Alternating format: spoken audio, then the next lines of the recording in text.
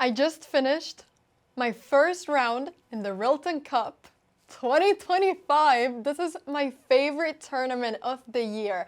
I play this every single year. It's a Christmas tradition at this point, and my dream has always been to win this tournament.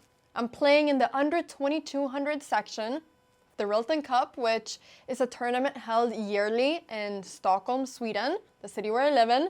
And it's just my favorite tournament in the world. I mean, it's just so cozy. I have memories of playing this when I was a little kid, and it's just my favorite tournament. So I'm so happy to be back.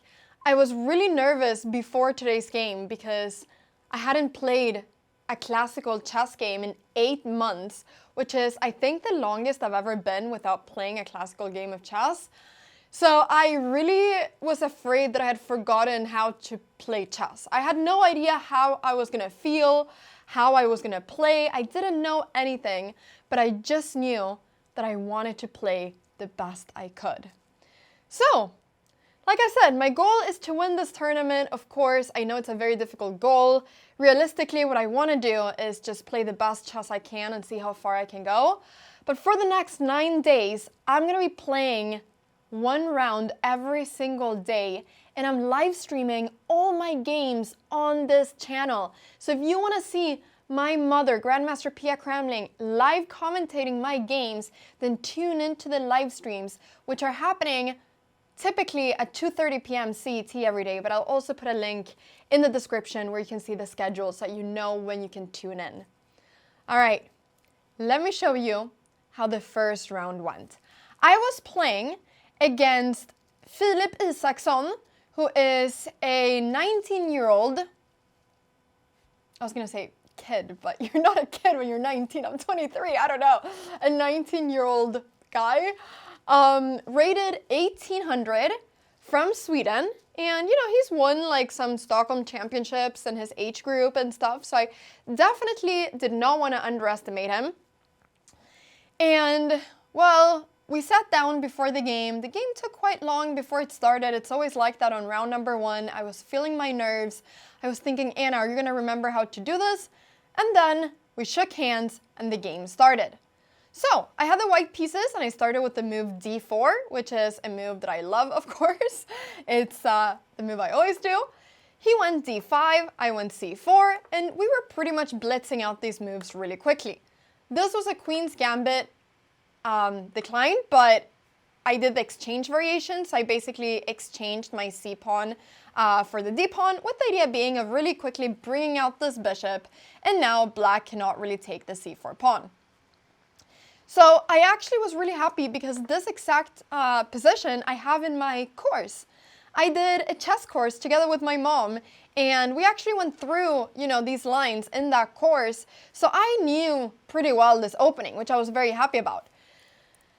And here, after castles, bishop d3, he went knight d7, and I now remembered actually that as soon as the knight is on d7, I am able to play the move knight f3, because now I'm preventing this bishop from going to g4.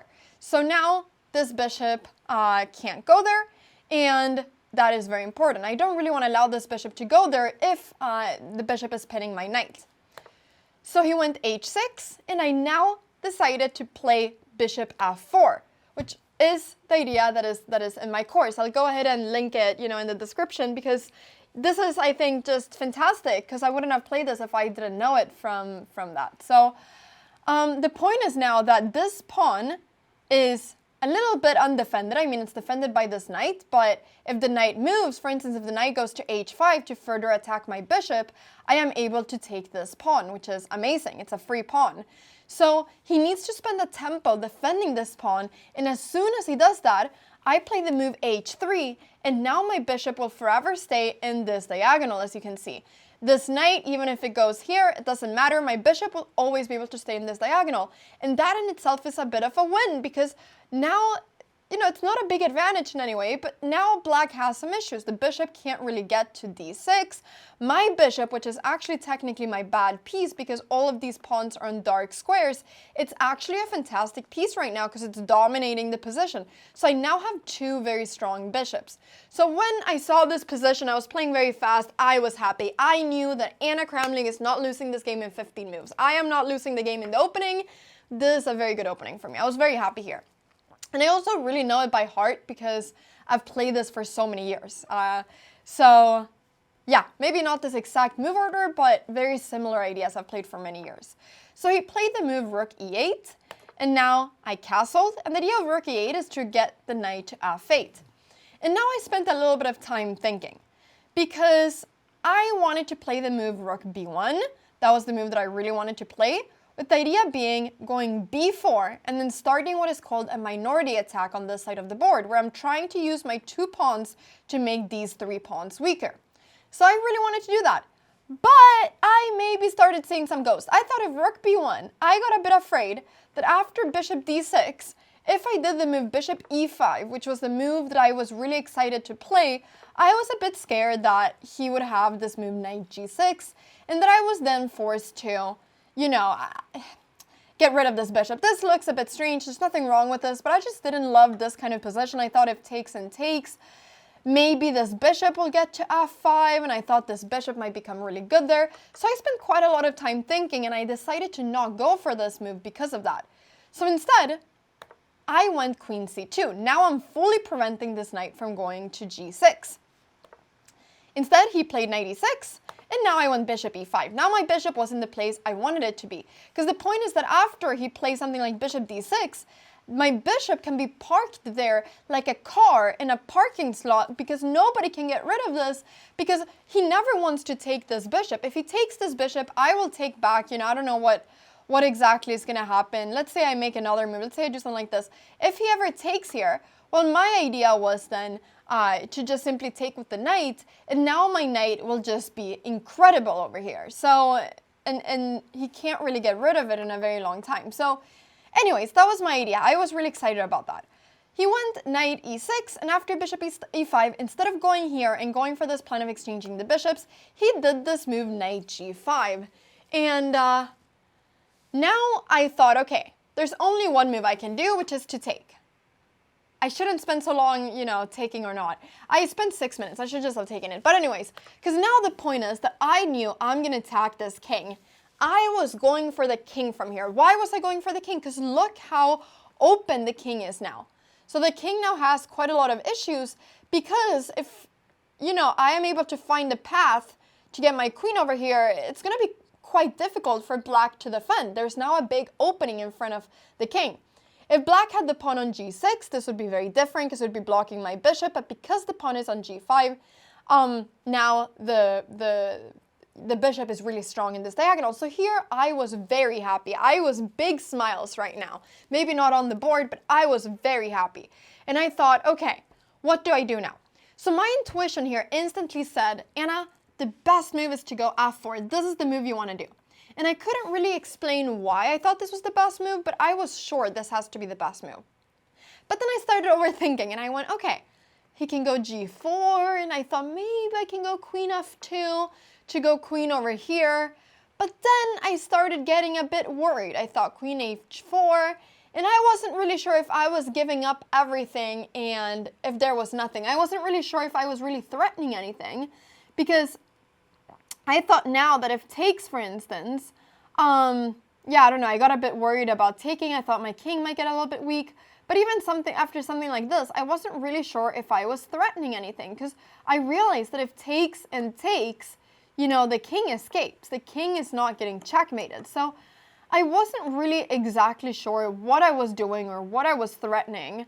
But here, the reason this is so good for me is actually because my rook is able to get in, and my rook is going to become very strong here. And, the black's king is just really weak. And I don't really have to do anything that is too big of a move right now. I can let the position kind of sit like this, and black can't really make a lot of moves. But this is the reason I didn't play this, because I was really unsure about this. So I decided instead here to play the move g4, which, okay, the computer gives a little question mark, but it's, you know, like the third best move here. It's not a horrible move. But the point of this move was to prevent black from pushing the pawn. And now my plan was to go f4. This was what I really wanted to do now, because now black doesn't have this idea of pushing the pawn, and the point was that after takes and takes, I have a really, really nice center, and my pawns are right now really defending that center. But my big issue is simply that my king is a little bit weak right now, so I do need to realize that I could potentially get a bit of a weak king. So here I thought, okay, I'm gonna win this game. I actually thought so. In this moment, I was like, okay, Anna, you're going to win the first game. I thought so. But then things got tricky because I couldn't really come up with a good plan. I thought this was just simply going to be a win. And he played king f8 here. And when he played king f8, I thought there's no way. Like king f8, like now things are going to, like I felt like this move was just so slow. I saw a million different ideas of going queen f2, queen h4, trying to do something like this. I saw ideas of activating my rook. And I actually decided to activate my rook because I thought here, if he goes king e7, which I thought maybe was the plan with king f8 to run to the other side, I have a really nice checkmate after takes and g5 checkmate. So I thought this was a nice pawn checkmate. But so I went rook e1. I spent, I think, too long on this move. But I was really starting to realize that I was spending a lot of time when I had several moves that I thought were good because I was really afraid of not making the best move. And this is something that happens to me a lot in chess. And I feel like I've gotten a lot better with it, but definitely there's still work for me to improve there because it doesn't really matter if I go rook e1 or queen f2. Both moves here are really good. But I know in my brain that these are the two best moves in the position. And I'm like spending 10 minutes on finding which one will give me a tiny bit of a bigger advantage, which is not really so productive. So I do that a lot. So if you do that too, just know that you're not alone with that. Or maybe it's not in chess, maybe you do it in life. But anyways, so I did that, rook e1, and I had another moment when I did that as well. Here he played a6 really quickly, and I thought, okay, now I felt like he'd done two moves that were a bit slow, like king f8 and a6. So I thought, now I have a lot of time. So now I instantly played, like in 20 seconds, I played queen f2 because I really wanted to get my queen to the other side. And you might be wondering, Anna, what is the time control here? The time control is 90 minutes per person plus 30 seconds per move that you get as an increment. But then also when you get to move 40, you get an extra 30 minutes. So the games are actually quite long. So now I played knight g8, which I thought he had to do to try to defend and prevent me from going queen h4. Because if I am able to go queen h4 and get my queen over here, it's very difficult for him. And now I spent a very long time, 10 minutes as well, because I had two ideas. I had the idea of going, well, first and foremost, I was thinking of going for moves such as queen g3. Then I was thinking about going for moves such as knight a4. And then I started thinking about maybe I should just double up my rooks. And I started thinking about both the rook e2 and rook e3.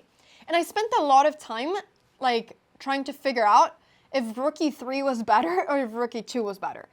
Because rook e3, the reason why I thought this move could potentially be better was because I was then threatening to go g5, and now the rook would be defending this pawn, and I would be able to go queen over here and get my queen onto a good attacking position to try to get my queen down there.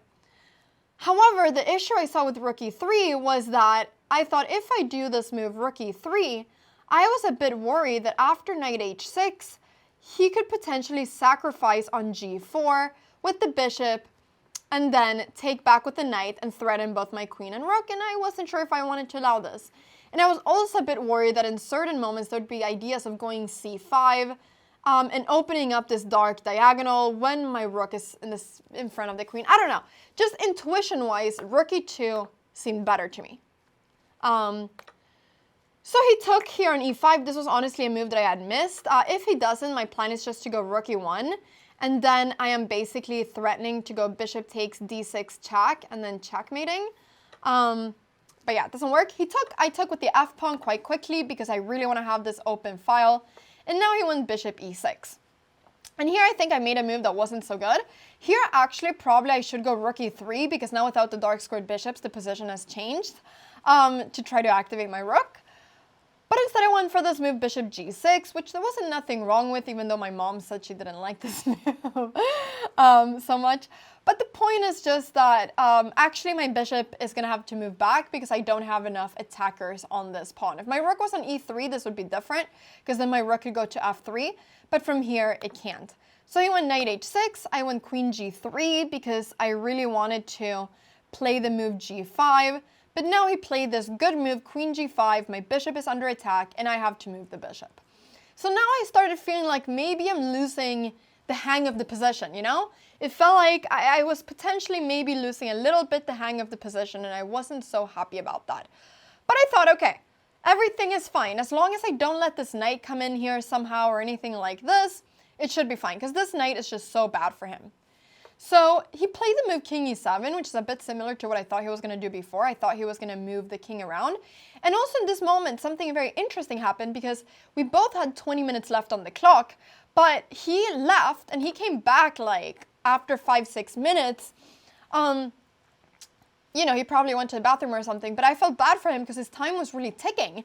And so I thought, well, I actually didn't feel bad. I mean, I really wanted to win, of course. I thought, okay, if he gets into time trouble, there's not an issue. But here he also thought for an extra like 10 minutes before this plan. So now he was only down to 4 minutes. So he had very little time here, which I was really happy about because I thought, oh, this is going to make it easier for me. But he was actually a great blitz player. I think he plays a lot of online chess. So it's dangerous to think that way. But I started getting excited because I had a lot more time than him.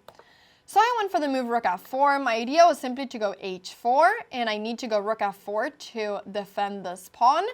He moved the king because otherwise the queen, after I attack it, is trapped. And after the queen went to e7, I decided to simply start pushing my pawns g5, simply to force the knight to go back and not allow him to get any activity on my king. And now I played knight e4. So now I'm threatening knight b6, I'm threatening lots of things. He played queen b4 check. I went a3, simply threatening the queen. The queen went to b5. And here I think I played a bit of a bad move. You know, there's crazy moves here. Like now, for instance, I could go for this move, rook takes f7, which is a crazy rook sacrifice, which I did not see whatsoever. But the point is that after bishop takes, there is e6 check apparently. And, you know, this is going to become crazy. After knight c5 check, you know, the king has to move. If the king goes here, there's rook takes e6, and this is going to become really winning for me. I completely missed this move, rook takes f7. So here instead, I was thinking for a while, and I played the move rook e3 because I wanted to go rook b3 and then win the pawn on b7. So that was my idea. But I don't think this move was so good. I should probably have just gone for like knight c5 check whilst I could, or, you know, rook f2. I think rook e3 was a bit bad. Because he played b6, and now I went rook f3, because now I started seeing ideas of taking here, but I felt a little bit like I was losing hang of the possession. He went knight e7, I went h5, which was a little bit slow maybe as well, but I wasn't really figuring out. I knew that I had to sacrifice at some point on f7, but I didn't know when. And I didn't just want to give up a rook for nothing, so I was a little bit worried. So I went h5 because I thought this pawn wants to go up anyways, and maybe, you know, this can become a great passed pawn later on. He played king c7, and now finally, when he played king c7 and the queen was on the same diagonal as the king, I went for it. Rook takes f7, sacrificing the rook, and this was my first brilliant move in this game. And let me tell you, there's going to be 3 brilliant moves in this game, okay? This is a crazy game. This is an absolutely crazy game. So, he went queen e2 here, which I think was a good move. The point was that if bishop takes, I have e6 check, and now after king somewhere, I just thought that I can take here, and I'll just be able to go, I thought, you know, queen e5 or something like this. This just looked crazy good for me. I thought there was no way he can defend this. I didn't see an immediate win, but I thought this has to be good. But he played a really good move, queen e2, this is the best move here. And now I started freaking out a bit because I only had 4 minutes left, and I still had to make 7 moves before I got my extra time. My bishop was under attack, and I couldn't figure out what to do. I thought if I go rook f2, then maybe there is some queen check, and then, you know, maybe he can take here, or maybe he can take on h5. I had no idea what was going on, so I was getting really stressed. So I ended up just thinking, okay, let me just prevent all these checks, and let me go bishop b3. This was a little bit of a slow move, I felt, but now at least the queen cannot check me. So he went instead queen e4. I decided to retreat with my rook, which was maybe not the best, but I wanted to keep all my pieces together. Apparently the best move is rook takes g7, but this was really scary to me, giving up this pawn somehow and allowing for checks. I don't know, during the game this to me felt very scary. So I was just happy that I was able to get my pieces back together. And now after queen b1 check, I went rook f1, and now I was able to go bishop d1 and defend this pawn. And now I was very happy because there were no more checks for him and all my pieces were defended. So I played this move, knight f5, and now I kind of, I don't know. I started thinking a bit, here I should actually just take. I didn't see this move, but I got, I only had a minute on my clock, so I got a bit worried somehow. And then g6, this I should do, and then after queen h6, I can just go rook takes f5. It became something very similar. The reason I actually didn't do this was because of this move. I don't know, both my bishop and this pawn were hanging, and I somehow got a bit worried. I don't know. I saw a bit of ghosts, which is a chess saying. I didn't see actual ghosts. But I went queen b3 instead, threatening this pawn, with the idea being that now I can go g6, and now I can go rook takes f5, and now the difference was that my queen was defending the bishop, so I thought there's no queen d2 anymore where, one of these two are falling. So I went b5 now, and here I went rook f7 check. The king went back, and I'm very proud of this move because I did another brilliant move here, which was queen g3. And this, I was very proud of this move because the point is now that, the point here is that queen g3, I'm giving up this knight, okay? So I'm sacrificing the knight, but he cannot take this knight because it'll be a checkmate in 2 moves. It'll be check and then checkmate. So it didn't work. So the reason I went queen g3 is because I really wanted to prevent him from going for all these queen g5 checks, and I just didn't want to let him have any check. So here, after queen g3, he went queen d2, and I went queen h4, and now in this position he resigned because the only move is king over here, and it will then be checkmate. Well, he can give up the rook, but it'll be checkmate. So I played with around, I think, 89 or 90% accuracy, so I'm really happy with this game. This was a good game. I will find what the third brilliant move was, because when I was looking at it before, I had 3 brilliant moves, and I really want my 3 brilliant moves. But anyway, several brilliant moves in this game. Very happy. First round win. It feels great to have 1 out of 1, and also it feels great to win, in a beautiful way like this, and feel like I can still play chess. I haven't forgotten it. I can still play chess, I can still play tactical chess, and I actually think I saw a lot of ideas, which I'm very happy about. So, I hope you enjoyed this recap. I hope you enjoyed following along the moves and my thoughts and everything, and wish me luck for tomorrow, round number 2, where I will probably be playing against the higher rated player, have the black pieces. Gonna be an extremely exciting round. Wish me luck, and like always, you can follow the live stream as well at 2:30 p.m. CET. Thank you so much for watching this recap, and let me know what you thought about the game. Bye-bye!